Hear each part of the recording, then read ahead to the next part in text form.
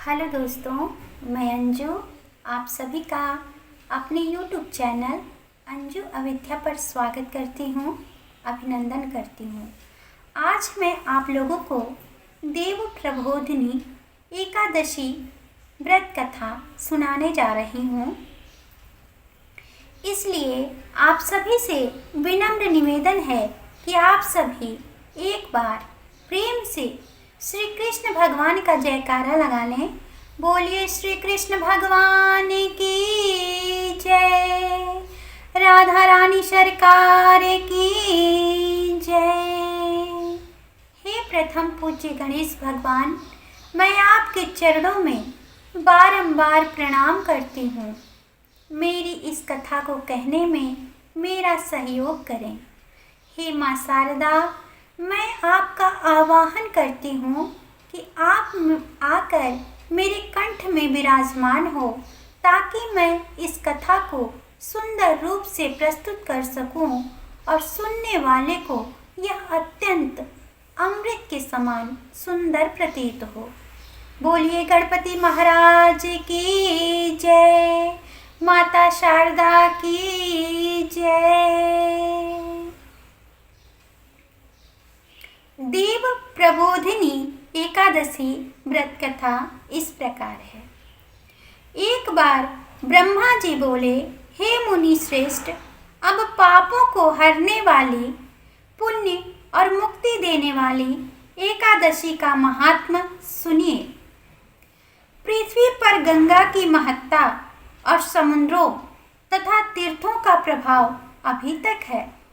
जब तक कार्तिक की देव प्रबोधिनी एकादशी तिथि नहीं आती, मनुष्य को जो फल 1000 अश्वमेघ और 100 राजसूय यज्ञों से मिलता है, वही प्रबोधिनी एकादशी के व्रत से मिलता है। नारद जी कहने लगे कि हे पिता, एक समय भोजन करने, रात्रि को भोजन करने तथा सारे दिन उपवास करने से क्या फल मिलता है, सो आप विस्तार पूर्वक मुझको समझाइए। ब्रह्मा जी बोले नारद जी से कि हे पुत्र, एक बार भोजन करने से 1 जन्म और रात्रि को भोजन करने से 2 जन्म और पूरा दिन उपवास करने से 7 जन्मों के पाप नाश होते हैं।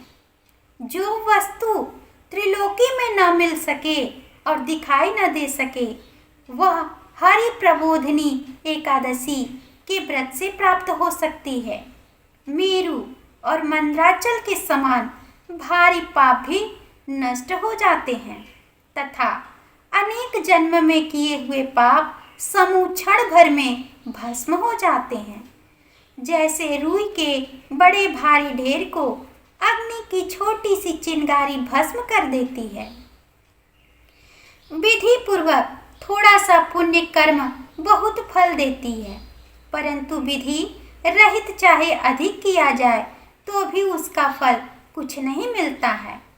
संध्या न करने वाले नास्तिक, वेद निकंदन, धर्मशास्त्र को दूषित करने वाले मूर्ख, दूसरे की स्त्री का अपहरण करने वाले, पाप कर्मों में सदैव लगे रहने वाले, धोखा देने वाले, ब्राह्मण तथा शूद्र पर स्त्री गमन करने वाले तथा ब्राह्मणी से भोग करने वाले, ये सब चंडाल के समान हैं। जो विधवा अथवा सधवा ब्राह्मणी से भोग करते हैं, वे अपने कुल को नष्ट कर देते हैं, पर स्त्रीगामी के संतान नहीं होती है और उसके पूर्व जन्म के संचित सब अच्छे कर्म नष्ट हो जाते हैं। जो गुरु और ब्राह्मणों से अहंकार युक्त बात करता है, वह भी धन और संतान से हीन होता है। भ्रष्टाचार करने वाला, चंडाली से भोग करने वाला, दुष्ट की सेवा करने वाला और जो नीच मनुष्य की सेवा करते हैं या संगति करते हैं, यह सब पाप हरि प्रबोधिनी के व्रत से नष्ट हो जाते हैं। जो मनुष्य अपने अपने मन में हरि प्रबोधिनी एकादशी के व्रत को करने का संकल्प मात्र करते हैं, उनके 100 जन्मों के पाप नष्ट हो जाते हैं। और जो रात्रि को जागरण करते हैं, उनकी आने वाली 10,000 पीढ़ियां स्वर्ग में जाती हैं। नरक के दुखों से छुटकारा प्रसन्नता के साथ सुसज्जित होकर वे विष्णुलोक को जाते हैं। ब्रह्म हत्या आदि महान पाप भी इस व्रत के प्रभाव से नष्ट हो जाते हैं।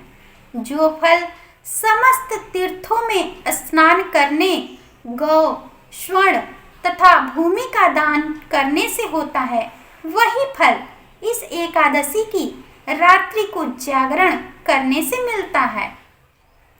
हे मुनि साधुन, इस संसार में उसी मनुष्य का जीवन सफल है जिसने हरि प्रबोधिनी एकादशी का व्रत किया।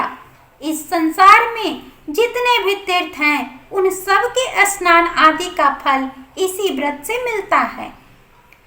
अतः और सब कर्मों का त्याग कर भगवान के प्रसन्नार्थ कार्तिक शुक्ला हरि प्रबोधिनी का व्रत करना चाहिए।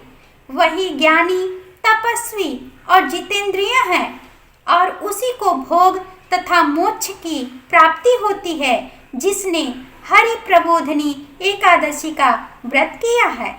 वह विष्णु को अत्यंत प्रिय मोक्ष के द्वार की बताने वाली तथा उसके तत्व का ज्ञान देने वाली है। जिसने एक बार भी इसका व्रत किया, वह मोक्ष का अधिकारी हो जाता है। मन, क्रम, वचन तीनों प्रकार के पाप इस रात्रि को केवल जागरण करने से नाश हो जाते हैं। हरि प्रबोधिनी के दिन जो मनुष्य भगवान के प्रसन्नार्थ स्नान, दान, तप व यज्ञ आदि करते हैं, वो अक्षय पुण्य को प्राप्त होते हैं। प्रबोधिनी एकादशी के दिन व्रत करने से मनुष्य के बाल, यौवन और वृद्धावस्था में किए हुए समस्त पाप नाश हो जाते हैं। इस एकादशी को रात्रि में जागरण का फल चंद्र सूर्य ग्रहण के समय स्नान करने से 1000 गुना अधिक होता है। अन्य कोई भी पुण्य इस पुण्य के सामने व्यर्थ है। जो मनुष्य प्रबोधिनी का व्रत नहीं करते हैं, उनके सब पुण्य व्यर्थ हैं। अतः हे नारद, तुमको भी विधि पूर्वक यत्न के साथ इस व्रत को करना चाहिए। जो कार्तिक मास में धर्म परायण होकर अन्न नहीं खाते, उन्हें चंद्रायण व्रत का फल प्राप्त होता है। कार्तिक मास में भगवान अनादि से इतने प्रसन्न नहीं होते जितने कि शास्त्रों की कथाओं के सुनने से होते हैं। कार्तिक मास में जो भगवान विष्णु की कथा का एक अथवा आधा श्लोक भी पढ़ते हैं, सुनते हैं या सुनाते हैं, उनको 100 गायों के दान का फल मिलता है। अतः अन्य सब कर्मों को छोड़कर कार्तिक मास में मेरे सम्मुख बैठकर मेरी कथा पढ़नी या सुननी चाहिए। जो कल्याण के लिए कार्तिक मास में हरि कथा कहते हैं, वे सारे कुटुंब का क्षण मात्र में उद्धार कर देते हैं। शास्त्रों की कहने और सुनने से 10,000 यज्ञों का फल मिलता है। साथ ही उनके सब पाप भस्म हो जाते हैं। जो नियम पूर्वक हरि कथा सुनते हैं, वे 1000 गोदान का फल प्राप्त करते हैं। विष्णु के जागने के दिन जो भगवान की कथा सुनते हैं, वे 7 दीपों समेत पृथ्वी के दान करने का फल प्राप्त करते हैं। जो मनुष्य भगवान की कथा का सुनकर वाचक को अपनी सामर्थ्य के अनुसार दक्षिणा देते हैं, उनको सनातन लोक मिलता है। ब्रह्मा की यह बातें सुनकर नारद मुनि ने कहा, हे भगवान, एकादशी के व्रत की विधि हमसे कहिए और व्रत करने से क्या फल मिलता है, वह भी विस्तार पूर्वक समझाइए। नारद मुनि की बात सुनकर ब्रह्मा जी कहने लगे कि ब्रह्म मुहूर्त में जब 2 घड़ी रात्रि रह जाए तब उठकर शौच आदि से निर्वृत्त होकर दंत धावन आदि करें और नदी तालाब कुआं बावड़ी या घर में ही जैसा ही संभव हो स्नान आदि करें। फिर भगवान की पूजा करके कथा सुने और फिर व्रत का नियम ग्रहण करना चाहिए। उस समय भगवान से विनय करें कि हे भगवान, आज मैं निराहार रहकर व्रत करूंगा, आप मेरी रक्षा कीजिए। दूसरे दिन द्वादशी को भोजन करूंगा, तत्पश्चात भक्ति भाव से व्रत करें तथा रात्रि को भगवान के आगे नृत्य गीत आदि करना चाहिए। प्रबोधिनी एकादशी को कृपणता को त्याग कर बहुत से पुण्य फल अगर धूप आदि से भगवान का पूजन करें, शंख में जल से भगवान को अर्घ्य देवें, इसका समस्त तीर्थों से करोड़ों गुना फल होता है। जो मनुष्य अगस्त्य के पुष्प से भगवान का पूजन करते हैं, उनके आगे इंद्र भी हाथ जोड़ता है। तपस्या करके संतुष्ट होने पर हरि भगवान जो नहीं करते, वह अगस्त्य के पुष्पों से भगवान को अलंकृत करने से करते हैं। जो कार्तिक मास में बेलपत्र से भगवान की पूजा करते हैं, वो मुक्ति को प्राप्त होते हैं। कार्तिक मास में जो तुलसी से भगवान का पूजन करते हैं, उनके 10,000 जन्मों के पाप नष्ट हो जाते हैं। तुलसी दर्शन करने, स्पर्श करने, कथा कहने, नमस्कार करने, स्तुति करने, तुलसी रोपण, जल से सींचने और प्रतिदिन पूजन सेवा आदि करने से 1000 करोड़ युग पर्यंत विष्णु लोक में निवास करते हैं। जो तुलसी का पेड़ लगाते हैं, उनके कुटुंब में उत्पन्न होने वाले प्रलय काल तक विष्णु लोक में निवास करते हैं। हे मुनि, रोपी हुई तुलसी जितनी जड़ों का विस्तार करती है, उतने ही 1000 युग पर्यंत तुलसी रोपण करने वाले सुकृत का विस्तार होता है। जिस मनुष्य की रोपण की हुई तुलसी की जितनी शाखा प्रशाखा बीज और फल पृथ्वी पे बढ़ते हैं, उसके उतने ही कुल जो बीत गए हैं तथा होंगे 2000 कल्प तक विष्णु लोक में निवास करते हैं। जो कदम्ब के पुष्पों से हरि का पूजन करते हैं, वे भी यमराज को नहीं देखते। जो गुलाब के पुष्पों से भगवान का पूजन करते हैं, उन्हें मुक्ति मिलती है। जो बकुल और अशोक के पुष्पों से भगवान का पूजन करते हैं, वे सूर्य चंद्रमा के रहने तक किसी प्रकार का शोक नहीं पाते। जो मनुष्य सफेद या लाल कनेर के फूलों से भगवान का पूजन करते हैं, उन पर भगवान अत्यंत प्रसन्न हो रहते हैं। और जो भगवान पर आम की मंजरी चढ़ाते हैं, वे करोड़ों गौओं के दान का फल पाते हैं।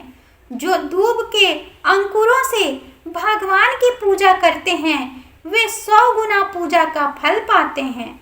जो समी के पत्र से भगवान की पूजा करते हैं, उनको महाघोर यमराज के मार्ग का भय नहीं रहता है।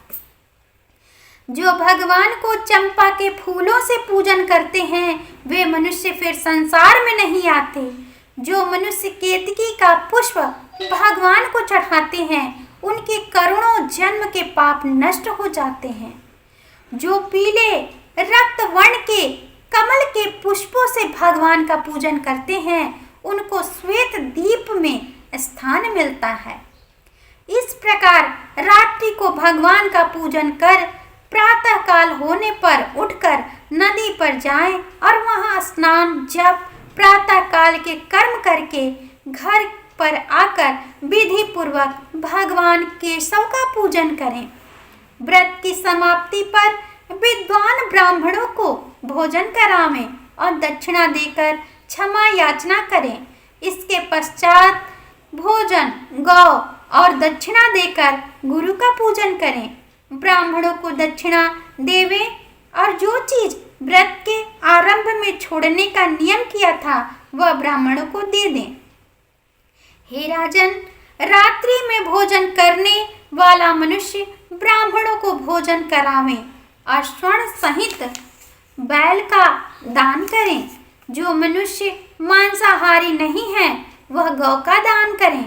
आंवले से स्नान करने वाले मनुष्य को दही और शहद का दान करना चाहिए। जो मनुष्य फलों को त्यागे वह फलों का करें। तेल छोड़ने से घृत और घृत छोड़ने से दूध, अन्न को छोड़ने से चावल का दान दिया जाता है। जो मनुष्य भूमि शयन का व्रत लेते हैं उसको सैया दान तथा तुलसी सब सामग्री सहित देना चाहिए। पत्ते पर भोजन करने वाले को स्वर्ण का पत्ता घृत से सहित देना चाहिए। मौन व्रत धारण करने वाले को व्रण और ब्राह्मणी को घृत तथा मिठाई का भोजन कराना चाहिए। बाल रखने वाले को दर्पण, जूता छोड़ने वाले को एक जोड़ा जूता और लवड़ त्यागने वाले को शर्करा दान करनी चाहिए। मंदिर में दीपक जलाने वाले को तथा नियम लेने वाले को व्रत की समाप्ति पर ताम्र अथवा स्वर्ण के पत्र में घृत और बत्ती रखकर विष्णु भक्त ब्राह्मण को दान देना चाहिए। एकांत व्रत में 8 कलश वस्त्र और स्वर्ण से अलंकृत करके दान करना चाहिए। यदि यह भी न हो सके तो इनके अभाव में ब्राह्मणों का सत्कार सब व्रतों की सिद्धि देने वाला कहा गया है। इस प्रकार ब्राह्मण को प्रणाम करके विदा करें। इसके पश्चात स्वयं भी भोजन करें। जिन वस्तुओं को चातुर्य मास में छोड़ा हो उन वस्तुओं को समारी अर्थात ग्रहण करने में लग जाएं। हे राजन, जो बुद्धिमान इस प्रकार चातुर्य मास व्रत निर्विघ्न समाप्त करते हैं वे कृत्य हो जाते हैं और फिर उनका जन्म नहीं होता। यदि व्रत भ्रष्ट हो जाए तो व्रत करने वाला अंधा या कोढ़ी हो जाता है। भगवान कृष्ण कहते हैं कि राजन, जो तुमने पूछा था वह सब मैंने बतलाया। इस कथा को पढ़ने और सुनने से गौदान का फल प्राप्त होता है। बोलिए श्री कृष्ण भगवान की जय। राधा रानी सरकार की जय। बोलिए विष्णु भगवान की जय। बोलिए महालक्ष्मी की जय। हे श्री हरि विष्णु भगवान, आप मुझ पर भी कृपा करें और मेरी कथा सुनने वाले सभी पर कृपा करें। आपके चरणों में मेरा कोटि कोटि बार नमन है।